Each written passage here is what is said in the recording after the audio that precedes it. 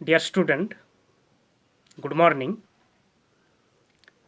Welcome to my YouTube channel. আগের দিনের ক্লাসটিতে আমি কয়েকটি উদাহরণের সাহায্যে স্যার আইজাক নিউটনের দ্বিতীয় এবং তৃতীয় গতিসূত্র আলোচনা করেছিলাম। আজকে স্যার আইজাক নিউটনের এই তৃতীয় গতিসূত্রের আমি আরও কয়েকটি উদাহরণ দেব। যেমন প্রথম উদাহরণটি হলো, আমরা যখন কোনো মেঝেতে দাঁড়িয়ে থাকি তাহলে আমরা কি অনুভব করি? আমরা নিজেদের ওজন আমরা অনুভব করি। তো সেটা কিভাবে আমরা অনুভব করি? না, আমাদের প্রত্যেকের একটা নির্দিষ্ট ওজন আছে। অর্থাৎ কোনো বস্তুর ভর থাকলে তার ওজন থাকে। তাহলে কোনো একজন ব্যক্তির তার নিজস্ব ওজন আছে এবং সেই ওজন বা ভার সবসময় পৃথিবীর কেন্দ্রের দিকে কাজ করে। তাহলে আমরা যখন মেঝের উপর দাঁড়িয়ে থাকি তখন মেঝের সাথে আমাদের পায়ের পাতার সংস্পর্শ থাকে। তাহলে আমাদের পুরো শরীরের ওজন পায়ের পাতার মাধ্যমে মেঝের উপর পড়ে। অর্থাৎ পায়ের পাতা মেঝের উপর একটা বল প্রয়োগ করে। আমরা নিউটনের তৃতীয় গতিসূত্র থেকে জানি যে প্রত্যেক ক্রিয়ার সমান ও বিপরীত প্রতিক্রিয়া আছে।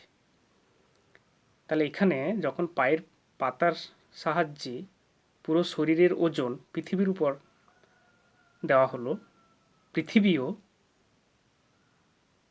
তার সমান ও বিপরীত প্রতিক্রিয়া পায়ের পাতার উপর দেয় এবং সেই প্রতিক্রিয়াকে আমরা অনুভব করি।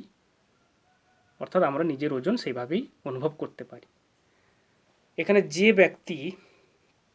ব্যক্তির ওজন যত বেশি হবে সে পৃথিবীর উপর তত বেশি বল প্রয়োগ করতে পারবে এবং পৃথিবীও তাকে সমান ও বিপরীত প্রতিক্রিয়া দিতে পারবে। অর্থাৎ যে ব্যক্তির যত বেশি ওজন হবে সে তত বেশি ওজন ফিল করবে। এক কথায় কোনো একজন মোটাসোটা ব্যক্তি উনি সবসময় নিজেকে ভারী মনে করবেন এই কারণে। তো যাই হোক, আরও আমরা কয়েকটি উদাহরণ দিতে পারি। যেমন আমরা যখন হাঁটি তখন কি করি না, পায়ের পাতার সাহায্যে পৃথিবীর উপর তির্যকভাবে আমরা বল প্রয়োগ করে থাকি। পৃথিবীও পায়ের পাতার উপর সমান ও বিপরীতভাবে একটি তির্যক বল প্রয়োগ করে এবং এই তির্যক বল এর সাহায্যে আমরা সামনের দিকে হেঁটে যেতে পারি। তো এইভাবে আমরা কিন্তু হাঁটতেও পারি। তাহলে আমাদের হাঁটার জন্য নিউটনের তৃতীয় গতিসূত্রের দরকার হয়। তাছাড়া যখন জলে যখন মাছ সাঁতার কাটে তখন কি করে? তখন মাছ তার পাখনার সাহায্যে জলের উপর বল প্রয়োগ করে এবং জলও তার সমান ও বিপরীত প্রতিক্রিয়া পাখনার উপর দেয়, যার ফলে কি হয়, মাছটি সামনের দিকে এগোতে পারে। এবং মাছের যে লেজ আছে সেই লেজের সাহায্যেও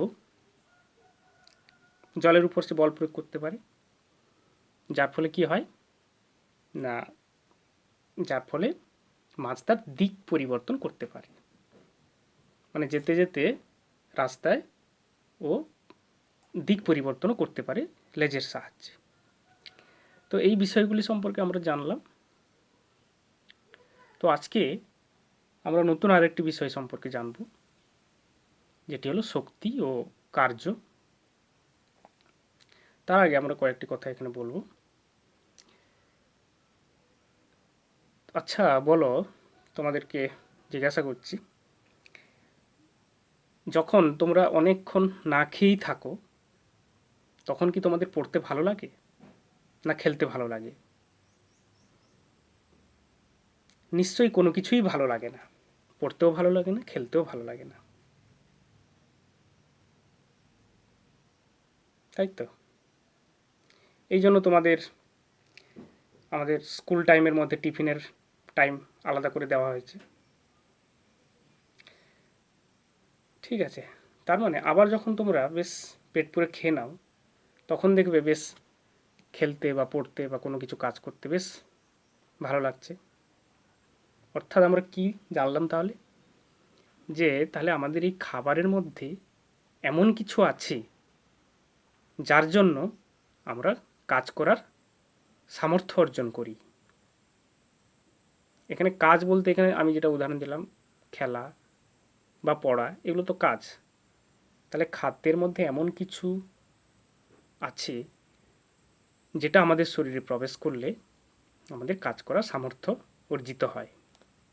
তাহলে খাদ্যের মধ্যে কি আছে আমরা আগেই আলোচনা করেছিলাম যে খাদ্যের মধ্যে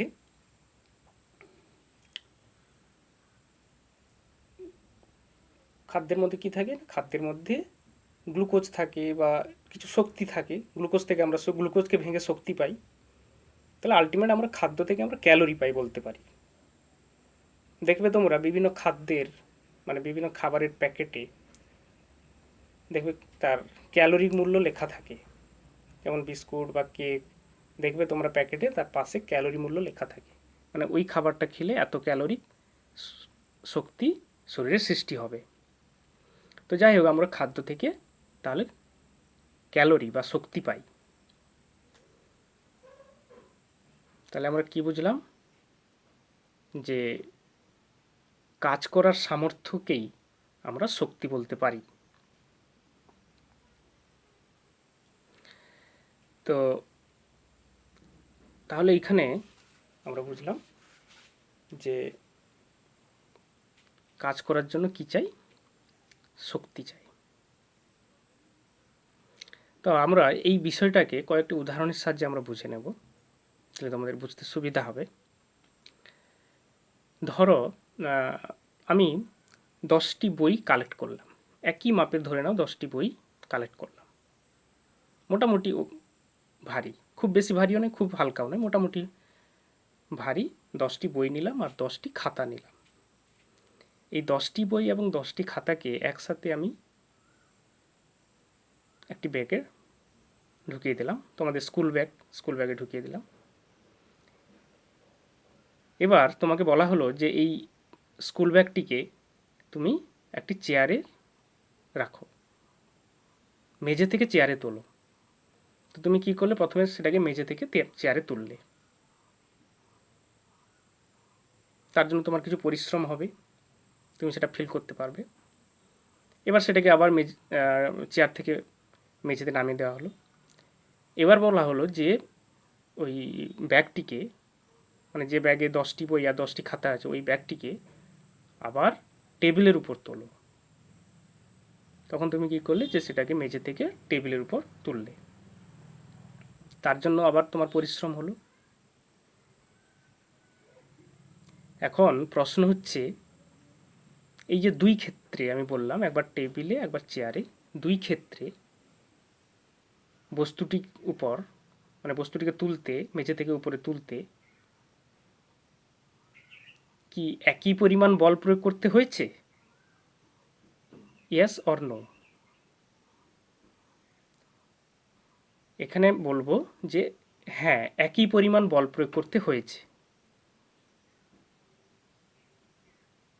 কি করে বুঝলাম একই পরিমাণ বল প্রয়োগ করতে হয়েছে? না, এখানে দেখো যে ব্যাগের মধ্যে যে জিনিসপত্রগুলো আছে, মানে যে বইগুলো আছে, বই আর খাতা, তাদের একটা মোট ওজন আছে। সেই ওজন সবসময় পৃথিবীর কেন্দ্রের দিকে কাজ করে। তো আমি যখন বস্তুটিকে মেঝে থেকে যখন উপরে তুলছি, তাহলে আমাকে কি করতে হবে? না, এই পুরো ব্যাগ, মানে বই শুদ্ধ ব্যাগের যে ওজন যত হয় তার সমান বল প্রয়োগ উপরের দিকে করতে হচ্ছে, তবেই তো ব্যাগটি উপরে আসবে। তার মানে আমি এখানে কত বল প্রয়োগ করেছি? না, এখানে এই বই ও খাতা শুদ্ধ যে ব্যাগের যত ওজন হয় সেটাই হলো আমার দেওয়া বলের মান। তো এখানে আমরা দেখলাম যে দুই ক্ষেত্রে একই পরিমাণ বল প্রয়োগ করছি।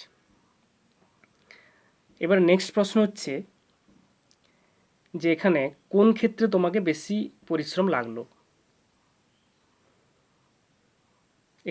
এখানে তোমরা বুঝতেই পারবে, নিজেরা বাড়িতে করে দেখবে যখন ব্যাগটাকে আমি টেবিলে তুলছিলাম তখন আমাকে বেশি পরিশ্রম করতে হয়েছে, কারণ টেবিলটা চেয়ারের থেকে আরও উঁচুতে আছে।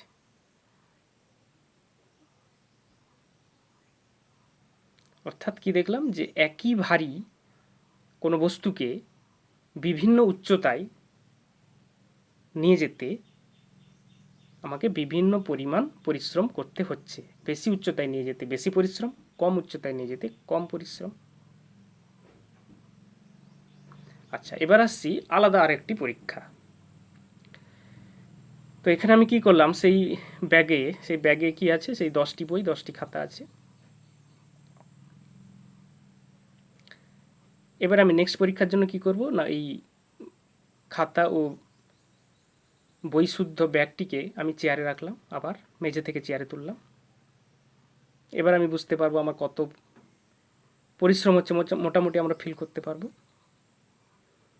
এবার আমি কি করছি না, ওই ব্যাগ থেকে 5টি বই এবং 5টি খাতা সরিয়ে নিলাম, মানে বাইরে বের করে দিলাম। দিয়ে ব্যাগের চেনটাকে বন্ধ করে দিয়ে আমি কি করলাম না, আবার ওই ব্যাগটিকে মানে ব্যাগ থেকে বইগুলো বের করে দেওয়ার পর, তাহলে এখন কটি বই থাকলো, 5টি বই থাকলো ব্যাগে, আর 5টি খাতা থাকলো। তাহলে এই 5টি বই আর 5টি খাতাযুক্ত শুদ্ধ ব্যাগটিকে এবার আমি মেঝে থেকে আবার চেয়ারে তুললাম, মানে একই জায়গায় তুললাম, আগেও চেয়ারে তুলেছিলাম, এখনও চেয়ারে তুললাম। এখন কি দেখব, এখন আমি কি দেখব সেটা নিয়ে আমি প্রশ্ন করছি এখন। তাহলে আমরা এই ক্ষেত্রে দেখো, এই ক্ষেত্রে প্রথম প্রশ্ন হচ্ছে, এই যে লাস্ট মানে পরের যে পরীক্ষাটা বলছি, এই ক্ষেত্রে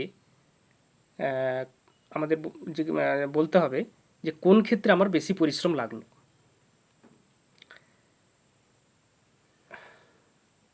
তোমরা দেখবে এই দ্বিতীয় পরীক্ষাতে আমরা যে যখন 10টি বই আর 10টি খাতা নিয়ে যে ব্যাগটাকে চেয়ারে তুললাম, সেই ক্ষেত্রে আমাকে বেশি পরিশ্রম করতে হয়েছে। আর 5টি বই আর 5টি খাতা নিয়ে যে ব্যাগটা তুললাম, সেই ক্ষেত্রে ব্যাগটি কোথায় তুলেছিলাম, চেয়ারে, সেই ক্ষেত্রে পরিশ্রম কম করতে হয়েছে। এটা বুঝতে পারবে তোমরা। তো এখানে আমার নেক্সট আরেকটি প্রশ্ন হচ্ছে, এই যে দুই ক্ষেত্রে আমাকে কি সমান পরিমাণ বল প্রয়োগ করতে হয়েছিল ব্যাগটিকে চেয়ারে তুলতে? এখানে দেখব সমান পরিমাণ কিন্তু বল প্রয়োগ করতে হয়নি, একটিতে বেশি একটিতে কম। কারণ আমি একটু আগে বলেছিলাম যে প্রথমে আমি কি করেছিলাম, 10টি বই আর 10টি খাতা শুদ্ধ ব্যাগটাকে চেয়ারে তুলেছিলাম, তার মানে সেখানে ব্যাগটির বেশি ভারী। পরে কি করলাম, 5টি বই বের করে নিলাম, 5টি খাতা বের করে নিলাম, তার মানে হালকা হয়ে গেল। তাহলে সেক্ষেত্রে ব্যাগটির ওজন কমে গেল, অর্থাৎ আমাকে কম পরিমাণ বল প্রয়োগ করতে হলো। তার মানে আমি আলটিমেট যেটা বুঝলাম, যে একই উচ্চতাতে, অর্থাৎ এই ক্ষেত্রে আমরা চেয়ার পর্যন্ত তুলেছি, একই উচ্চতাতে বিভিন্ন ওজনের বস্তুকে তুলতে আমাকে বিভিন্ন পরিমাণ পরিশ্রম করতে হলো। অর্থাৎ বেশি ওজনের বস্তুকে তুলতে বেশি পরিশ্রম করতে হয়, কম ওজনের বস্তুকে তুলতে কম পরিশ্রম করতে হয়। ঠিক আছে, তার মানে এই যে দুটো পরীক্ষা আমি বুঝলাম, এই দুটো পরীক্ষা থেকে আমি কি বুঝলাম, যে যে ক্ষেত্রে আমাকে বেশি পরিশ্রম করতে হয় সেই ক্ষেত্রে আমাকে তাহলে বেশি কাজ করতে হয়। তাহলে আমরা কাজের পরিমাণ কি কি বিষয়ের উপর নির্ভর করে, এখান থেকে আমরা বুঝব যে কাজের পরিমাণ বস্তুটির উপর কত পরিমাণ বল প্রয়োগ করতে হলো তার উপর নির্ভর করে, এবং প্রযুক্ত বলের অভিমুখে বস্তুটির সরণ কতটা হলো সেটার উপরও নির্ভর করে। তাহলে এই দুটি বিষয়ের উপর নির্ভর করছে। তাহলে এই দুটি বিষয়কে আমরা যুক্ত করে দিয়ে পদার্থবিজ্ঞানের ভাষাতে আমরা যে কাজের পরিমাণ সংক্রান্ত একটি সূত্র লিখতে পারি। তাহলে কাজের পরিমাণ সমান লিখতে পারি যে কাজের পরিমাণ সমান প্রযুক্ত বল ইন্টু প্রযুক্ত বলের অভিমুখে বস্তুটির সরণ।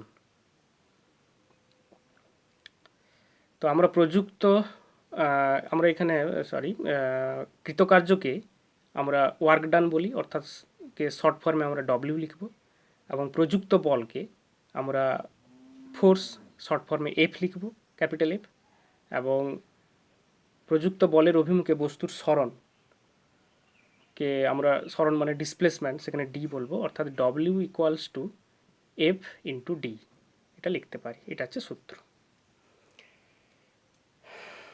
মনে থাকবে। তাহলে এখানে এটা বুঝতে পারলে। তো এবার আসি এই কৃতকার্য বা ওয়ার্ক ডান এর একক সম্পর্কে জানতে হবে। তো এই সূত্র থেকে আমরা বলতে পারি যে কৃতকার্যের একক সমান বলের একক ইন্টু সরণের একক। এবার আসছি এসআই পদ্ধতিতে, তাহলে কৃতকার্যের একক কী হবে? তাহলে আমরা লিখতে পারি যে এসআই পদ্ধতিতে কৃতকার্যের একক সমান এসআই পদ্ধতিতে বলের একক গুণিতক এসআই পদ্ধতিতে সরণের একক। তাহলে আমরা সমানের নিচে সমান দিয়ে লিখতে পারি যে এসআই পদ্ধতিতে বলের একক হচ্ছে কি নিউটন, তাহলে 1 নিউটন ইন্টু সরণের একক হচ্ছে এসআই পদ্ধতিতে মিটার, তাহলে 1 নিউটন ইন্টু 1 মিটার সমান এক কথায় আমরা লিখতে পারি 1 নিউটন মিটার। এই যে 1 নিউটন মিটার বললাম একসঙ্গে, এই 1 নিউটন মিটারকে একসঙ্গে আমরা বলতে পারি 1 জুল, মনে থাকবে। তাহলে কৃতকার্যের এসআই পদ্ধতিতে একক হলো জুল, বা একে অন্যভাবে বলা যায় নিউটন মিটার।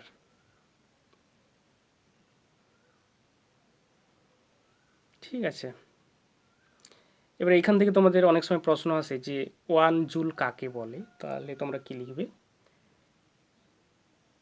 যে কোনো বস্তুর উপর 1 নিউটন বল প্রয়োগ করে যদি তার বস্তুটির বলের অভিমুখে সরণ 1 মিটার হয়, করলে যদি 1 মিটার সরণ হয়, তাহলে এই বস্তুটির উপর কৃতকার্যের পরিমাণ হবে 1 জুল। ঠিক আছে, তো একইভাবে সিজিএস পদ্ধতিতে কৃতকার্যের একক কী হবে সেটা নির্ণয় করব। তাহলে সিজিএস পদ্ধতিতে কৃতকার্যের একক সমান সিজিএস পদ্ধতিতে বলের একক গুণিতক সিজিএস পদ্ধতিতে সরণের একক। তাহলে সমানের নিচে সমান লিখবে যে সিজিএস পদ্ধতিতে বলের একক ছিল 1 ডাইন, তাহলে 1 ডাইন ইন্টু সরণের একক হচ্ছে 1 সেমি, তাহলে 1 ডাইন ইন্টু 1 সেমি। তাহলে পরের নিচে লাইনে লিখব যে 1 ডাইন সেমি। এই যে 1 ডাইন ইন্টু সেমি, এই পুরোটাকে এক কথায় আমরা লিখতে পারি 1 আর্ক, মনে থাকবে। তাহলে 1 আর্ক সমান 1 ডাইন ইন্টু 1 সেমি। তাহলে সিজিএস পদ্ধতিতে কৃতকার্যের একক হলো আর্ক। এখানে আর্গেরও ডেফিনেশন হয়, আগের মতো তোমরা বলতে পারবে যে কোনো বস্তুর উপর 1 ডাইন বল প্রয়োগ করে যদি বলের প্রয়োগবিন্দুর সরণ বলের অভিমুখে 1 সেন্টিমিটার হয়, তাহলে এই বস্তুটির উপর কৃতকার্যের পরিমাণ হবে 1 আর্ক। ঠিক আছে, তো এই যে আর্ক বললাম, সিজিএস পদ্ধতিতে কাজের একক আর্ক এবং এসআই পদ্ধতিতে কার্যের একক হচ্ছে জুল। এই জুল এবং আর্গের মধ্যে একটা সম্পর্ক আছে, তোমরা মনে রাখবে যে 1 জুল সমান 10⁻⁷ আর্গ। ঠিক আছে, তো তোমরা এগুলো মনে রাখবে, প্র্যাকটিস করবে। তাহলে আজকে আমরা এই পর্যন্ত জানলাম। ঠিক আছে, পরবর্তী ক্লাসে আমরা আলাদা আর কিছু পড়াবো, আরও কিছু জানবো। আজকে এই পর্যন্ত।